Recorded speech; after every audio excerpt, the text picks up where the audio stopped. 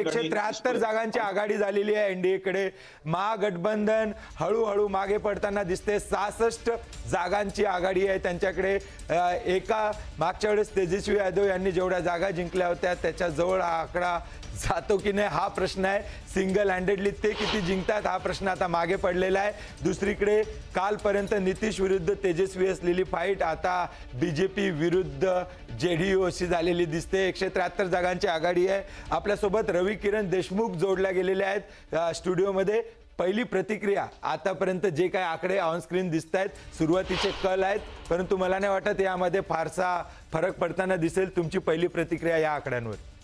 ज्या पद्धतीने भाजपाने निवडणुकीचं नियोजन केलं ते खरोखर इतर पक्षांनी शिकण्यासारखं आहे. म्हणजे समाजामध्ये मतदारांचे किती वर्ग आहेत, त्या प्रत्येक वर्गाचा कल काय आहे, त्याला काय आवडतं, त्याला कुठल्या मुद्द्यांवर बोललेलं आवडतं, काय केलेलं आवडतं, याचा पूर्ण अभ्यास, मग तो ग्रामीण असो की शहरी, ही अतिशय नियोजनबद्ध रचना आहे. दुसऱ्या बाजूला विस्कळीत झालेला विरोधी पक्ष आहे. तेजस्वी यादव यांचं यश नजरेत भरणारं यासाठी दिसतं की त्यांच्या पाठीशी त्यांनी त्यांचा मतदार बांधून ठेवला आहे. परंतु इतर मतदार संभ्रमित आहे. जो महागठबंधनला एकत्रित काही पक्षांची आघाडी असताना सुद्धा तितकासा विश्वास त्याला दिसत नाही. म्हणजे तो मतपेटीतून किंवा EVMमधून परिवर्तित होताना दिसत नाही. आणि तेजस्वी यादव यांची मतं काँग्रेसला ट्रान्सफर होत नाही. त्याचा अर्थ जसं महाराष्ट्रात घडलं होतं की शिवसेनेची मतं शिवसेनेच्या पाठीशी राहिली, परंतु ती काँग्रेसच्या कडे ट्रान्सफर न झाल्यामुळं काँग्रेस सर्वाधिक मतं मिळवूनसुद्धा शिवसेनेपेक्षा कमी जागा मिळवणारा पक्ष राहिला विरोधी पक्षात. सेम बिहारमध्ये दिसतंय. दुसऱ्या बाजूला भले कोणी काही म्हणो, बाय हुक और बाय क्रूक असं राजकारण या देशामध्ये आहे. त्यामुळं निवडणूक जिंकायची असल्यास कोण काय टीका करतं याची पर्वा न करता भाजपा प्रणित NDAने तयारी केली. महिलांच्या खात्यामध्ये 10-10 हजार रुपये जमा केले. याला कोण काय म्हणतं याची त्यांनी पर्वाच केलेली नाही. यशासारखं यश नसतं. हा एकमेव उद्देश समोर ठेवून व्यावसायिक पद्धतीने नियोजन केलं की काय दिसतं. तर याचा मला वाटतं हा कल आहे. बघूया आपण ह्याच्यात फार क्रांतिकारी बदल होतोय का थोड्या वेळाने. एकंदरीत सुरुवातीचे कल शेवटी बदलण्याचा तेवढा मोठा म्हणजे पूर्व इतिहास आपल्याकडे नाही. बघूया काय होतं. आणि मतदानोत्तर चाचण्यांचे कलसुद्धा NDAच्याच बाजूने होते. त्यामुळे याच्यात मला फारसं काही हे यश वाटत नाही. दुसऱ्या बालाजी पाटील आपल्या सोबत आहेत, काँग्रेसचे प्रवक्ते आपल्या सोबत आहेत. बालाजी पाटील, खरं तर गेल्या काही दिवसापासून तुमचा जो संघर्ष सुरू आहे विजयासाठीचा तो आजही संपलेला नाहीये. हा संघर्ष सुरूच आहे. आज हा निकाल तुम्हाला काय मेसेज देऊन गेलेला आहे? मुळात आम्ही जे मुद्दे घेऊन पूर्वी लढत होतो त्याच मुद्द्यावरती आजही ठाम आहोत की ज्या पद्धतीनं निवडणुकीच्या अगोदरपासून निवडणूक आयोग तिथे कामाला लागलेला होता आणि जिवंत असलेल्या 65 लाख लोकांची नावं वगळण्यात आली. यामध्ये जर आपण बघितलं तर 243 भागिले 65 लाख म्हणजे अंदाजे एक 26,000 प्रत्येक मतदारसंघातली जर याची विभागणी केली तर हे येतं. इतका प्रचंड मोठा मतदार वगळण्यात आला, त्याचं उत्तर निवडणूक आयोग द्यायला तयार नाहीये. दुसरा मुद्दा विलासजी असा आहे की निवडणुकीच्या पूर्वी ज्या वेळेला आम्ही ही मांडणी केली की आम्ही आता अशा पद्धतीने हे जंगलराज संपवणार आहोत आणि यांची गुन्हेगारी संपवणार आहोत, त्यावेळेला महिलांच्या खात्यावरती सरकारी तिजोरीतनं तब्बल 40,000 कोटीचा डल्ला मारून जवळपास 1.5 कोटी महिलांना प्रत्येकी 10-10 हजार रुपये देण्यात आले. हे जे काही चालले हे जे काही केलं त्याचा आणि निवडणूक आयोग यामधनं हे आकडे जर दिसत आहेत. तुम्ही जे करता, तुम्ही जे योजना आणता कल नाहीयेत, तो विकास आणि ते करतात तो डल्ला, असं कसं होऊ शकतं? निवडणुका जिंकण्यासाठी तुम्ही पण रेशन वाटले या देशातल्या जनतेला, गरिबी हटावचे नारे दिले, तुम्ही सगळं केले ना. आणि राजकारणामध्ये सगळ्याच राजकीय पक्षांनी केलेलं आहे. तुम्ही पण महाराष्ट्रामध्ये सांगितलं होतं आम्ही सत्तेत आल्यावर ह्यांच्यापेक्षा जास्त पैसे देऊ. नाही, एक लक्षात घ्या की काँग्रेस पक्ष जे सांगतो ते करतो. अगदी बाहेरच्या राज्यामध्ये जिथे काँग्रेसची सत्ता आहे तिथला इतिहास आहे. आपण महाराष्ट्राचा संदर्भ जर घेतला तर लाडक्या बहिणीची सध्याला काय परिस्थिती आहे, तर त्यामुळं SIRचा मुद्दा असेल किंवा महिलांना सरकारी तिजोरीमधनं जे स्वतः एकीकडे मोदीजी रेवडी कल्चर म्हणतायत आणि त्यांनी जे वाटलं आणि त्यांच्याकडे दाखवण्यासारखा चेहरा नव्हता तरी देखील हे जे काही येतंय निश्चित पद्धतीनं निकालाचं आम्ही सुद्धा विश्लेषण करू आणि निकालावरती आम्ही तुमच्या या आरोपांचं आपण प्रसाद लाड यांच्याकडनं उत्तर घेऊया.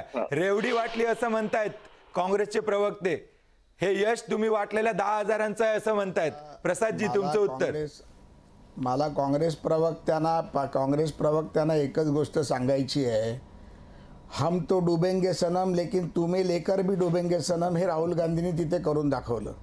त्यामुळे एक यांची रटाळ टेप आहे, निवडणुकीच्या आधी चालू करायचं, व्हीव्हीपॅटमध्ये चोरी, मतदारामध्ये चोरी, आम्हाला मतपत्रिकेवर मतदान पाहिजे, आणि मग हारल्यानंतर सांगायचं की त्याच्यामध्ये मतचोरी झाली आणि 65 लाख चोरी झाली. अहो बालाजी साहेब, तुम्हाला तुमचा हार पत्करावा लागेल, तुमचा जो राष्ट्रीय चेहरा आहे तो बदलावा लागेल, कारण जिथे जिथे तुमचा राष्ट्रीय चेहरा जातो तिथे तिथे अडचण होते. आम्ही ठरवू. एक प्रसादजी, एका मंदार याच्यामध्ये काल एक खूप छान क्लिप मी पाहिली, ती मी याच्यावरती एक सोशल मीडियावरती मंदार मी एक क्लिप पाहिली, ती तुम्हाला सांगतो. एक डिबेटमध्ये काँग्रेसचे प्रवक्ती सांगत होती की कम्प्युटर राज राजीव गांधींनी आणलं आणि त्याचा फायदा भाजपने घेतला. त्याच्यामध्ये फार सुंदर उत्तर त्या प्रेस रिपोर्टरनी दिलं आहे की राहुल गांधी को भी इस धरती पर राजीव गांधी ने लाया, लेकिन उसका फायदा भाजप उठा रही है. त्यामुळे यांच्याकडे उत्तरं सारखी आहेत. यांचा पराभव झाला की मतचोरी झाली, यांचा पराभव झाला की उत्तर देत नाही की काँग्रेसनं जे तुमच्यावर आरोप केला की 10,000 मतदानाच्या अगोदर तुम्ही जे बहिणींना 10,000 रुपये वाटले त्याचा हा परिणाम आहे, त्याचं जास्त मोठं यश आहे. रेवडी कल्चरचा तुम्हीच विरोध करता आणि तुम्हीच राबवता. यांची अडचणच ही आहे मंदारजी, यांची अडचणच ही आहे की जिथे जिथे गोरगरीब जनतेसाठी भारतीय जनता पार्टी किंवा एनडीएचं सरकार काम करते, त्यांना द्यायची जेव्हा वेळ येते त्यावेळेला ह्यांचे आरोप असतात की गरिबांना मदत करायची नाही. सन्माननीय कैलासवासी इंदिरा गांधींनी गरिबी हटावचा नारा दिला, पण गरिबी हटली नाही, पण त्यांची निश्चित गांधी फॅमिलीची गरिबी हटली. आम्ही महाराष्ट्रामध्ये लाडकी बहीण योजना राबवली, मध्य प्रदेशात शिवराज सिंग चौहानांनी लाडली बहिणा योजना राबवली, या इथे प्रत्येक कुटुंबाला 10,000 देण्याचं काम केलं. मंदारजी, मला एक गोष्ट तुम्ही सांगा की संपूर्ण देशामध्ये जर कुठलं गरीब राज्य असेल तर ते बिहार आहे. त्या बिहारमध्ये जर 2 कोटी जनतेला 10,000 रुपये घरामध्ये जर मिळत असतील, 125 युनिटपर्यंतची जर वीज मोफत मिळत असेल, त्यांचं राहणीमान सुधारणार असेल, त्यांची मुलं शिकणार असतील, मुलं IAS IPS होणार असतील, डॉक्टर होणार असतील, इंजिनियर होणार असतील, त्याच्यातून त्यांचा व्यवसाय करणार असतील, त्या काँग्रेसच्या पोटात का दुखतं हा प्रश्न माझा आहे. आम्ही जे चांगलं करतो गरीब जनतेसाठी करतो, हा जो राज्याचा देशाचा जो पैसा आहे हा गरीब जनतेचा पैसा आहे, आणि तो गरीब जनतेचा पैसा गरीबाच्या घरात खात्यात देण्याचं काम हे माननीय देशाचे पंतप्रधान नरेंद्र मोदी ठीक आहे मी उत्तर घेतो. बालाजीराव बोला. करताय, त्याचा मला अभिमान आहे. बालाजीराव बोला. गरिबांच्या खात्यात जर पैसे चालले तर तुमच्या पोटात का दुखतंय म्हणतात? गरिबांबरोबर आहोत, गरिबांच्या खात्यामध्ये पैसे निवडणुकीच्या पूर्वीच जातात, हा आमचा आक्षेप आहे. हा प्रसादजी, निवडणुकीच्या अगोदरच तुम्हाला गरिबांचं भलं करायचं सुचतं आणि नंतर 5 वर्ष परत कधीच सुचत नाही. राजीव गांधी म्हणायचे काय केलं याची फार मोठी यादी आहे. प्रसादजी मी उत्तर घेतो. तर निवडणुका समोर आल्या का द्यायचं कळतं, आणि SIRचा प्रश्न विचारला त्यावरती प्रसादजींनी उत्तर अजिबात दिलं नाही. अहो, आमचा कुठला चेहरा असला पाहिजे आणि कोण बदलायचं हे तुम्ही सांगण्यापेक्षा तुम्हाला निवडणुकीसाठी चेहरा नव्हता. निवडणूक आयोगानं केलेल्या SIR मधनं जे 65 लाख मतदार वगळले त्यावरती तुम्हाला विसंबून राहावं लागलं, हे सुद्धा नाकारता येणार नाही. आणि जनतेच्या पैशातनं ज्या वेळेला राहुल गांधी तिथं आम्ही काय करू हे सांगत होते, त्यावेळेला आमच्याच घोषणा कॉपी करून तुम्ही तिथं खडबडून जागे झालात आणि तिजोरी खाली करून तब्बल 40,000 कोटी रुपये तुम्ही जनतेमध्ये वाटले. तुम्हाला जनतेचं भलं, गरिबांचं भलं 5 वर्ष करता आलं नाही. प्रसादजींनी एक गोष्ट मात्र विलासजी मान्य केली की बिहार हे देशातलं सगळ्यात गरीब राज्य आहे. एखाद्या राज्याचा विकास कसा पाहायचा असतो तर HDI असेल किंवा ह्युमन डेव्हलपमेंट इंडेक्स मध्ये असेल किंवा SDG सस्टेनेबल डेव्हलपमेंट गोल्स मध्ये त्या राज्याचा क्रमांक पाहिला जातो. तर देशात सर्वात शेवटचा क्रमांक हा बिहारचा आहे. याचाच अर्थ भाजप आणि नितीश कुमार यांच्या नेतृत्वामध्ये बिहारची राख रांगोळी यांनी केलेली आहे.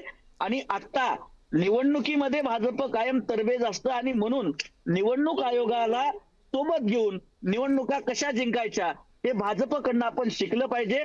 कारण आता प्रसाद लाड आहेत, त्यांनी सिंगल लाईन उत्तर द्यावं. जिवंत पण असलेल्या तुम्ही कधी 65 लाख शिकणार? लोकांची 20 वर्ष झाले तुम्हाला सत्तेतून जाऊन त्या बिहार मधून. अगदी. कधी सर, शिकणार सर, आहेत ते तुम्ही? सांगतोय 65 लाख लोकांची मतं वगळली, ती लोक कोण आहे त्याचं उत्तर प्रसादजींनी मला द्यावं. आपण विचारावं, मला विनंती करायची आपल्याला. पण बालाजीराव, मी त्यांना विचारतो, पण तुम्हाला एक प्रश्न विचारतो.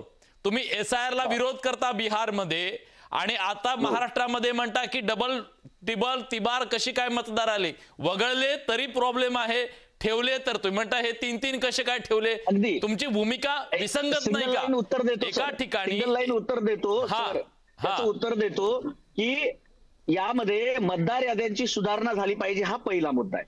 हा, पण मग त्या SIR सुधारणा काय? करत असताना सर ऐका ना, हा. तो सुधारणा करत असताना भाजपच्या सोयीची सुधारणा झाली पाहिजे असं अजिबात नाहीये. ती सर्वसमावेशक आणि पारदर्शक झाली पाहिजे. पारदर्शक हा शब्द महत्वाचा आहे. ती भाजपच्या सोयीची नाही, हे आपण लक्षात घेतलं पाहिजे. आणि त्याच्या समर्थनार्थ आहोत. ही पारदर्शक बिलकुल नव्हती. बालाजीराव, तुम्ही केलेल्या आरोपांचं उत्तर आता आमच्यासोबत स्टुडिओमध्ये मंदार फणसे पण आहेत, आमचे संपादक. काँग्रेस त्यांचे गेल्या वेळेस 17-18 जागा ज्या होत्या त्याच्या जवळपास पण जाताना दिसत नाहीये.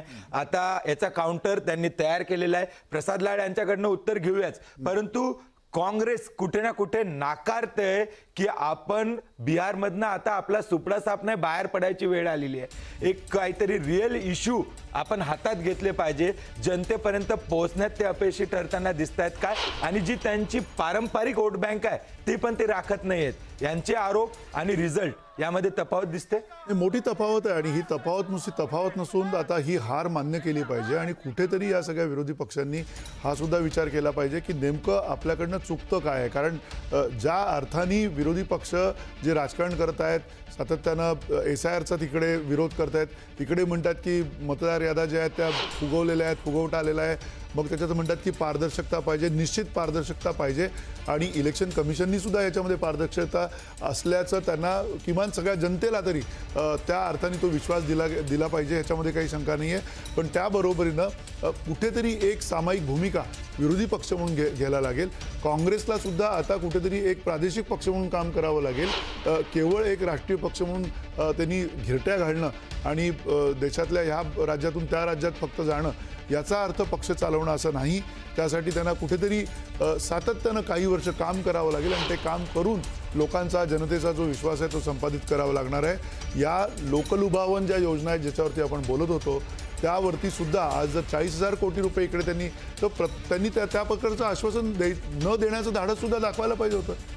एकीकडे ते राजकारण पण करायचं आणि अशा प्रकारच्या योजनांना सुद्धा विरोध करायचा आहे. कुठेतरी काहीतरी एक भूमिका जी आहे ती त्यांना विसंगती जाणवते. विसंगती आहे त्याच्यामध्ये. तुम्हाला आणि रविकिरणजींना एकच प्रश्न आहे की मत चोरीचा जो मुद्दा राहुल गांधी यांनी हातात घेतला बिहार निवडणुकीच्या अगोदर, तो वाढवला, तापवला, त्याचा फायदा त्यांना झाला नाही. हा मुद्दा जनतेने नाकारला की हा मुद्दाच नाहीये? तुमचं काय मत आहे? नंतर रविकिरणजी. नाही, मुळात मुद्दा नक्की आहे. जर का कुठे संभ्रम असेल, निवडणूक प्रक्रियेमध्ये जर का एखादा संभ्रम असेल तर संभ्रम निश्चितपणे दूर करण्याचं काम हे इलेक्शन कमिशनचं आहे आणि तो तेवढा विश्वास देणं सुद्धा इलेक्शन कमिशनचं काम आहे. पण त्याच्या पलीकडे जाऊन ज्या याद्या आहेत, ज्या याद्यांमध्ये ज्या पद्धतीनं गेल्या काही काळामध्ये दुरुस्त्या सुचवलेल्या आहेत त्या दुरुस्त्या सुद्धा होणं गरजेचं आहे. आणि त्या दुरुस्त्यांना विरोध करता कामा नये. एकीकडे इकडे विरोध करायचा आणि पलीकडे तिकडे इथे मागणीसुद्धा करायची की या याद्या सुधारल्या पाहिजेत. याच्यामध्ये कुठेतरी गल्लत होताना दिसते. हा सगळ्यात त्यातला महत्त्वाचा भाग आहे. आणि प्रत्यक्षातली जी निवडणूक आहे, प्रत्यक्षातलं निवडणुकीचं जे राजकारण आहे त्याच्यामध्ये सुद्धा प्रचंड मोठ्या प्रमाणावरती सुधार हे या विरोधी पक्षांना करावे लागतील. कारण भाजपनं याच्यातलं जे तंत्र आत्मसात केलेलं आहे ते तंत्रसुद्धा कुठेतरी केवळ या अशा प्रकारची नकारात्मक भूमिका घेऊन समजून घेता येणार नाही आणि त्या तंत्रावरती त्यांना काम निश्चित करावं लागणार आहे. रविकिरण सर, निवडणुकीचा मुद्दा होऊ शकला नाही याचं कारण असं की राजकीय पक्षांचे प्रश्न हे जनतेचे प्रश्न आहेत का आणि जनतेचे प्रश्न हे राजकीय पक्षांचे प्रश्न आहेत का, हा सगळ्यात मोठा फरक आहे. निवडणूक याद्यामधला दोष हा राजकीय पक्षांचा प्रश्न आहे, त्यातल्या त्यात काँग्रेसचा प्रश्न आहे. तो त्यांनी महादेवपुरा, आळंद, राजुरा, महाराष्ट्रामध्ये प्रभावीपणे मांडला. पण जो मतदार कायमचा बांधला गेलेला असतो एखाद्या राजकीय पक्षाशी, त्याचा हा मुद्दा होता का, हा महत्त्वाचा प्रश्न आहे. राजकीय पक्षाचं सगळ्यात मोठं यश काय असतं की त्यांच्या अजेंड्यावरचा विषय हा जनतेचा अजेंडा मानला पाहिजे आणि जनतेचा काय अजेंडा आहे तो राजकीय पक्षांचा अजेंडा मानला पाहिजे. इथंच खरी गल्लत होते. त्यामुळं आपण यशाचं तुलना विश्लेषण करत असताना असं मग ढोबळमानाने असं गृहीत धरतो आपण की एखाद्या मुद्द्याला जनतेने पाठबळ दिलं नाही म्हणजे हा मुद्दा बाद झाला. पण जर वस्तुस्थिती पाहिली तर मुद्दा बाद होत नाही. तुमची मांडण्याची पद्धत ठीक आहे का, ती लोकांपर्यंत व्यवस्थित पोचली आहे का, हा खरा मुद्दा आहे. मला वाटतं काँग्रेस कुठेतरी मग या मुद्द्याभोवतीच फिरत राहिलं, इतर मुद्द्यावर त्यांनी काम कमी केलं, हा त्याचा अर्थ निघतो बिहारमध्ये. सर, भ्रमाचे भोपळे अनेकांचे फुटतायत. त्याच्यातला एक भ्रम जो आहे IPS शिवदीप लांडे यांना होता की आपली प्रचंड लोकप्रियता आहे आणि राजकीय नेते सेलिब्रिटी बरेचदा आजमावून बघतात, फॉलोअर्स माझे एवढे आहेत म्हणून मतं सुद्धा मिळतील, एवढी लोकप्रियता. तर मतं, राजकारण वेगळं आहे, हे पूर्ण वेगळं आहे. 250 मतं, 232, 250 सुद्धा नाहीये. दुसऱ्या फेरी अखेर माजी IPS शिवदीप लांडेंना 232 मतं. निवडणूक वेगळी, सोशल मीडिया वेगळा, फॉलोअर्स वेगळे आणि लोकप्रियता वेगळी. याचं मी सगळ्यात महत्त्वाचं हे देईन की मतदारांची जागरूकता आणि मतदार देत असलेलं महत्त्व. महाराष्ट्रामध्ये सुद्धा काही IPS अधिकाऱ्यांनी, IAS अधिकाऱ्यांनी निवडणुका लढवलेल्या आहेत. म्हणजे महाराष्ट्रात कमी, पण बाहेर गेल्यानंतर, निवृत्तीनंतर, मी उदाहरण देतो तुम्हाला. रामाराव नावाचे IAS अधिकारी होते, सिडकोमध्ये रिटायर झाले. त्यानंतर चंद्रशेखर होते, T. चंद्रशेखर, हे सुद्धा निवडणुकीच्या राजकारणात उतरले. त्यांना दारुण अपयश स्वीकारावं लागलं. महाराष्ट्रात सुद्धा काही IPS अधिकाऱ्यांनी, IAS अधिकाऱ्यांनी प्रयत्न केला, त्यांची डाळ शिजली नाही. याचं कारण प्रमुख एक आहे की तुम्ही तुमची जबाबदारी पार पाडत असताना तुम्ही काय कामगिरी बजावली याची तुलना वेगळी आणि तोच रिफ्लेक्शन, त्याची प्रतिमा लोकांमध्ये माझी चांगली तयार होईल, मग लोक मला मत देतील, ह्या भ्रमात हे अधिकारी राहतात. कारण तुम्ही सेवेत असताना लोकांकडे कसं बघता, लोकांना किती भेटता, लोकांची कुठली कामं करता, कोणाची करता कोणाची करत नाही, याचा लेखाजोखा लोक निवडणुकीत मांडतात. तुम्ही कायम लोकांसोबत राहिलात. रविकरणजी, 176 जागांची आघाडी घेतलेली आहे NDAनी आणि महागठबंधन 62, 50च्या खाली येऊ नये, 62 जागांवर अडकलेलं दिसतंय. आणि सगळ्यात इंटरेस्टिंग बाब ही आहे की भाजपला नितीश कुमार यांनी मागे टाकून एक पाऊल पुढे टाकलेलं आहे. 77 जागांवरती सध्या JDU आणि 76 जागांवरती भाजप. हा एक हाती नितीश कुमार यांचा करिश्मा आहे. नितीश कुमार यांना मानणारा एक वर्ग मोठा आहेच, यात काही शंका नाही. विशेषतः महिलांमध्ये त्यांचं स्थान का वाढलं की त्यांनी मद्य विक्रीला कंट्रोल केला. आज अनेक महिलांमध्ये, मध्यमवर्गीय आणि कनिष्ठ मध्यमवर्गीय घरांमध्ये हा एक मोठा प्रश्न होता. बिहारमध्ये टीका झाली खूप त्यांच्यावर की मिळते, अशी मिळते, तशी मिळते. तसं गुजरातमध्ये टीका होतेच की, परंतु काही गोष्टींवर त्यांनी काम केलं. एक महिलांचं पाठबळ आहे त्यांच्या पाठीशी. आता 10,000 रुपये वाटण्यामध्ये त्यांच्या नेतृत्वाखालच्या सरकारचाच मोठा सहभाग होता. 43 वरून डायरेक्ट 77 ते जात आहेत. हो, म्हणजे लोकांना असं वाटतंय की ते असले पाहिजेत. आज जरी वाढतं वय हा त्यांच्या दृष्टीने चिंतेचा विषय आहे. लोकांना असं वाटत होतं की एवढ्या वाढतं वय असल्यामुळे लोक कदाचित तरुण तेजस्वी यांना जास्त महत्त्व देतील. परंतु जर त्यामुळे परिणाम होत नसेल तर याचा अर्थ असा की नितीश कुमारांच्या नेतृत्वावर अजूनही लोकांचा विश्वास आहे. बिलकुल. आणि आता इंटरेस्टिंग गोष्ट बघूया. 176 जागा असल्या तरी मंदार सर, विलास, आपण सकाळपासून जे बघतोय की रिजन वाईज बिहार काय सांगतोय आणि आता आपण जो रिजन बघतोय ज्या ठिकाणी भाजपचं यश आपल्याला येताना दिसते, मिथिलामध्ये काय परिस्थिती आहे ते मॅजिक वॉलच्या माध्यमातून आपण दाखवूया.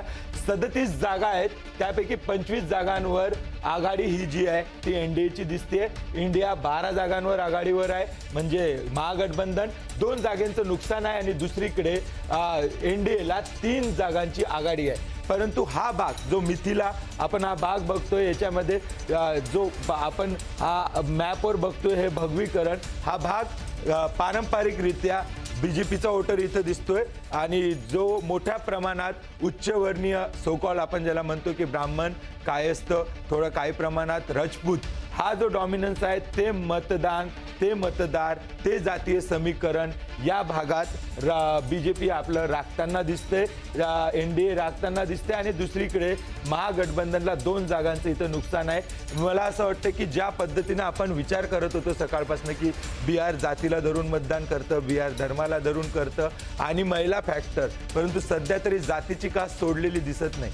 मंदार. नक्की. आणि जात ही त्या अर्थाने कधीच जाणार नाही अशीच परिस्थिती आहे आजच्या तरी काळामध्ये आपण बघितलं राजकारणामध्ये. पण त्याबरोबरीनं केवळ जातीच्या राजकारणाच्या पलीकडे जाऊन सुद्धा काही मुद्दे जे आहेत ते तितकेच महत्त्वाचे झालेले आहेत आणि ते मुद्दे सुद्धा आपल्याला लक्षात घेतले पाहिजेत. आणि यातला सगळ्यात महत्त्वाचा मुद्दा जो आहे जे मगाशी रविकिरण म्हणाले की विविध छोट्या छोट्या घटकांना सुद्धा मतदानाच्या प्रक्रियेमध्ये आणण्याची जी प्रक्रिया आहे ती भाजपनं किंवा एनडीएनं गेल्या काही काळामध्ये खूप मोठ्या प्रमाणावर राबवल्याचं दिसतंय.